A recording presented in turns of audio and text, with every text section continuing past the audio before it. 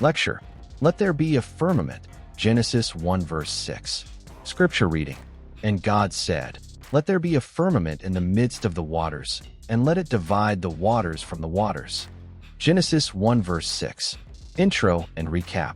Hello family. Welcome back.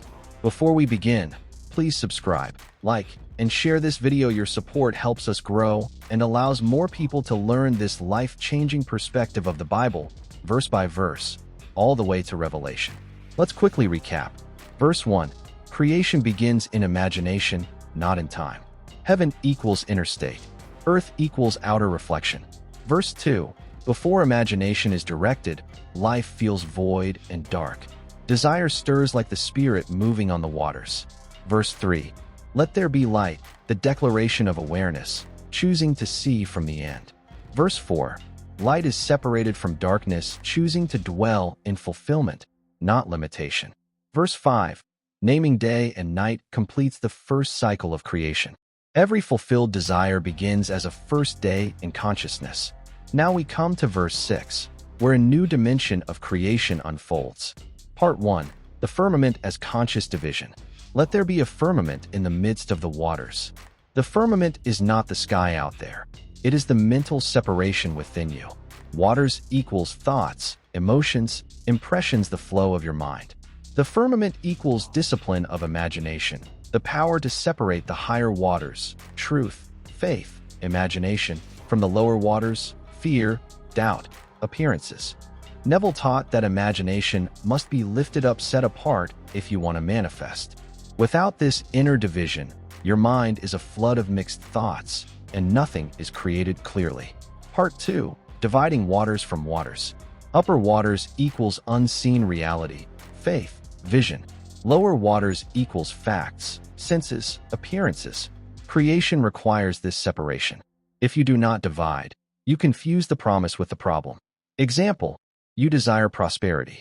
The upper waters say, I am abundant. The lower waters say, I have nothing. The firmament is choosing to dwell in the upper waters, refusing to sink back into the lower. Part 3. Firmament equals your inner agreement.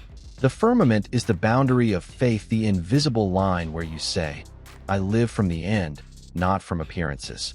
Neville would say, the state in which you live is the state you express. The firmament ensures you remain in the higher state. Part 4. Practical application. Think of a situation in your life right now. Maybe health, money, or relationships. The lower waters are all the evidence against you. The upper waters are the vision of fulfillment in imagination. The firmament is your decision. I will not mix the two. I will separate them, and I will dwell in the higher reality until it hardens into fact. Part 5. Guided imagination exercise. Close your eyes. Picture all your conflicting thoughts and emotions as waters. Some are restless, some are calm. See a clear firmament, a space of clarity and light rising in the middle. Above the firmament, the calm waters of fulfillment, joy, faith. Below, the restless waters of doubt and fear. Choose to live above the firmament. Feel the safety and assurance there. Rest in it as if it is already done. Whisper inwardly, I live from above. I live from the promise, not the problem. Part 6. Closing reflection.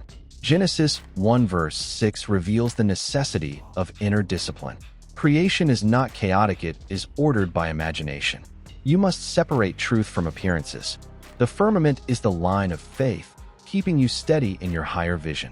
Every manifestation requires this step, the courage to separate waters from waters and live from the higher. Closing call to action. If this lecture spoke to you, please subscribe, like, and share this video. Together we're walking verse by verse, from Genesis to Revelation, uncovering the hidden message of imagination and faith. Stay tuned for the next verse, where creation continues to unfold within you.